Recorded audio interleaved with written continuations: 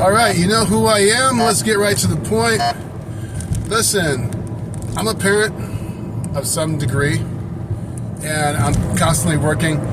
You don't have to involve yourself with your children's loves, like who they're falling in love with.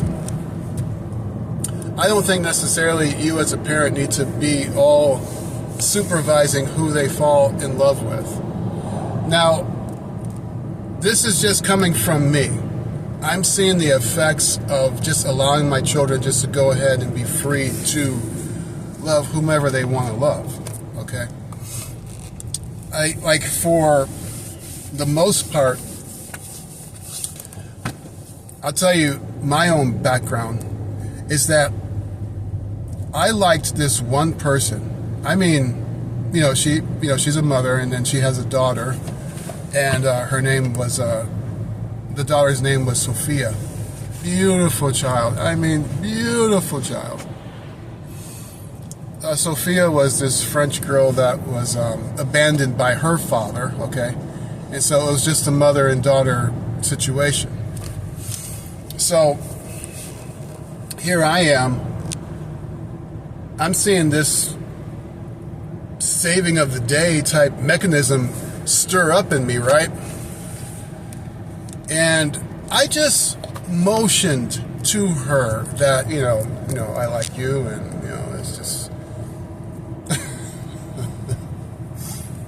and she like this, it's almost like an olive oil from Popeye, just that type of frame of person.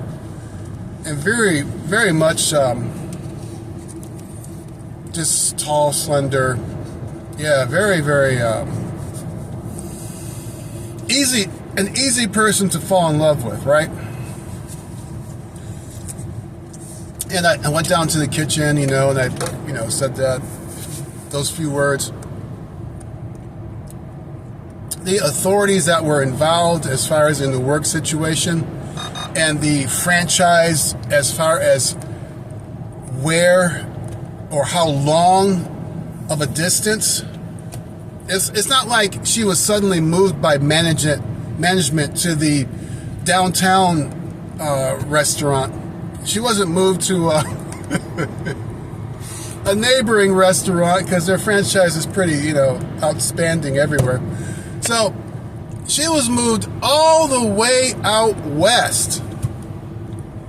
All the way out west. Just because I liked her. Now, what that did to me and what that did to my matrix, I got emotional damage from that. I mean, you talk about emotional damage, I got serious emotional damage from that.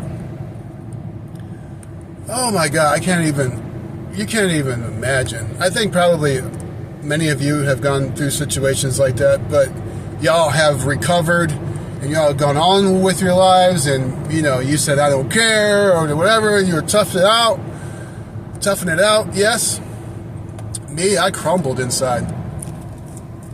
So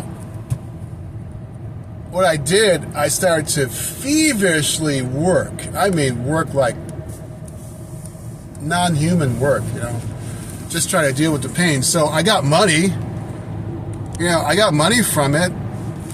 That's why I was trying to cope with not being left alone in my thoughts.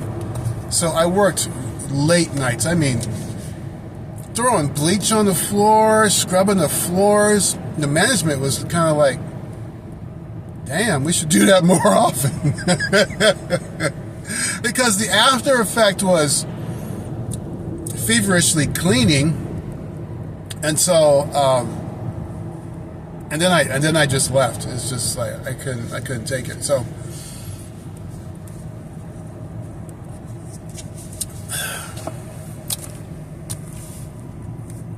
I don't know how y'all deal with breakups, but so then that transferred over to my children. It's like, I'm not going to interfere with whomever you like. I don't care if it's this or that. You go ahead and just like them, let the relationship grow, and then let it crash if it crashes. But, so, my family tends towards different things. I mean, not things, but different people. So, and they've gone through their episodes. So, yeah, I have a thing about interfering with someone's love that's stirring in their heart, just because of that. Now, why am I telling that to you as my viewers? Well, I've fallen in love with a lot of, I mean, not love, but I've gotten a lot of, there's not a lot, a few subscriptions that is just based on their personal story. And I follow them just because I know personally what they've gone through. I don't put it out too much. I'm not saying any names. I'm not saying any locations, but you can get the feel of what I've gone through. So I know a lot of other fathers would say no to that, would try to hawk and try to pinpoint and agree to, like, have the final agreement of it's their life, it's their body, and let them make mistakes if they are going to make a mistake, and just let them fall if they are going to fall. But they have to experience it themselves. They don't have to be protected all the time. Yes, protected physically from danger and harm, but sometimes with the emotional realm, you gotta let them get hit with emotional hurt so that they'll learn on themselves. I don't know if God does that as well, but I'm not talking about that. I'm not turning this into a religious topic. I'm just saying my own personal story. Okay, now, what color do I like? Switching topics. Now, I know you don't necessarily care, but I'm getting to a point. The point is, your color, the color that you project to people, can have like a positive and negative effect on them being attracted to you. Like there's this one lady at work that she's pretty much gothic, all right, but she does have black hair, and then her lips are kind of naturally red, so it's kind of it's all dark, and then there's these red lips, but they're natural. I say, so are you, like, whatever, just because of the colors you wear, like, what are you, you know, like, what are you doing? Even though I personally dress according to where I'm at, so I know, like, there's a comedian that he always dresses in a gray sweat and then jeans. And so it actually becomes like a Nike symbol, like a unspoken Nike symbol. Like this is his brand. Like these are the colors you'll always see on me as a comedian. So he's gone on to actually broadcast, which is kind of surprising. But anyway, I'm just saying, as colors go, you gotta match your color according to your mood or to who you are as an individual. I know this is a common topic, but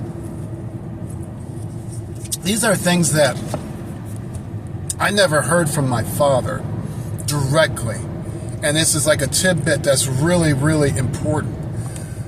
But I got to get it out because this is the morning. This is unscripted. This is raw. And I'm surprised that I'm not stuttering or doing the usual slide when people say, "Oh, you feel me? Oh, you feel me? Oh, you feel me?" Would you stop saying that, please? They're just capstones over pauses, but there can be a natural pause and just pause. I specifically don't want my children speaking like that. I want them to speak with some type of pose and directness.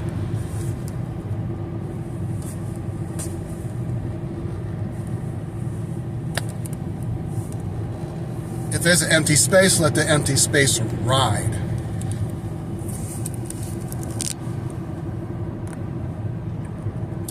I think the word is cadence. So we're going from emotional damage to color to cadence. But this is the morning talk that I need to express to my children, and they'll never hear it from me. But it'll be frozen in this moment within YouTube. And they'll always have it. And they'll always see me as a petrified recording as like, that's my father. So those are the three things: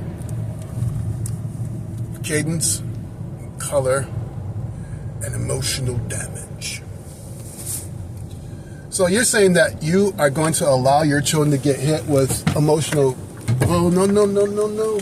It's going to come pretty fast. Yeah, you're going to get your child, you're saying that you're going to let your child get hit with emotional situations? You just have to wait for me. I'll put on my blinker. Yeah, that's a bad corner. But you're saying that you're going to let your child get hit with an emotional situation and just let them go through it? Yeah, that's what I'm saying. But just be there for them as far as they go through that situation. Even though I can't, I'm only, I think I'm like 900 miles away. But that's what I'm saying. Yeah. And this is all for entertainment purposes only, okay? You have to take this as a grain of salt. We don't necessarily have to bend towards that field of thought.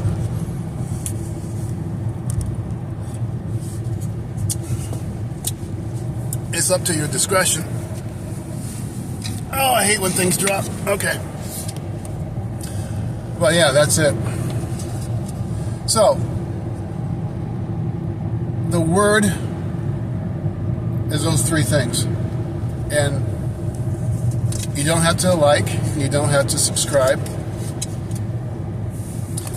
This is all to actually keep me awake on this long country ride into the... That sun is equal to the horizon. And it can just lull me right to sleep. So, I'll see you in the next one.